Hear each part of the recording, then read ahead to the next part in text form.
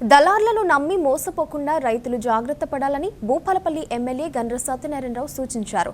రైతు సంక్షేమం కోసం సీఎం రేవంత్ రెడ్డి ప్రజాప్రభుత్వం కృషి చేస్తుందన్నారు.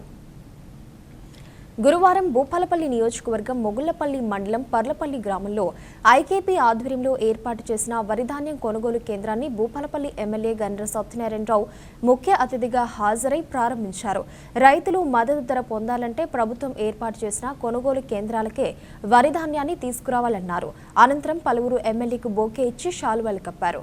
ఈ కార్యక్రమంలో అధికారులు, ప్రజాప్రతినిధులు పాల్గొన్నారు. వడ్ల కొనుగోలు కేంద్రం పర్లపల్లిలో ఐకేపీ ద్వారా రోజు ప్రారంభించడం జరిగింది. రైతు సోదరులకి అదేవిధంగా సెంటర్ నడిపేటువంటి ఐకేపీ కానీ పిఎస్సిఎస్ వారు ఇతర సంస్థలకు విజ్ఞప్తి చేస్తున్నారు. తాలు పేరుతో రైతు దగ్గర దోపిడీ చేయొద్దు. 40 కిలోల 650 ఈరోజు తారు లేకుండా పట్టుకొచ్చి 40 కిలోల 650తో కాంట పెట్టించుకోవాలి. కాంట అయిన తర్వాత సెంటర్ నడిపే సంస్థలు మీరు ట్రక్ షీట్లో ఎంట్రీ చేసి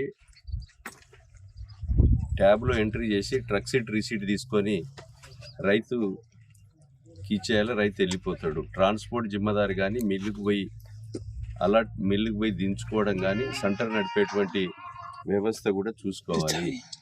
ఏదైతే గన్నీ బ్యాగ్స్ కానీ అదేవిధంగా ట్రాన్స్పోర్ట్ లారీలు రాకపోయినా మీరు డిఎం సివిల్ సప్లై గారు ఉన్నారు, వారి దృష్టికి తీసుకెళ్ళాలి. ఒకవేళ వాళ్ళు సరైన సమయంకి రాకపోతే ట్రాన్స్పోర్ట్ను బ్లాక్ లిస్ట్లో పెట్టడం జరుగుతుంది.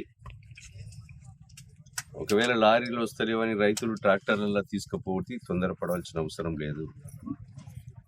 ట్రాన్స్పోర్ట్ ఏదైతే డిఎం గారే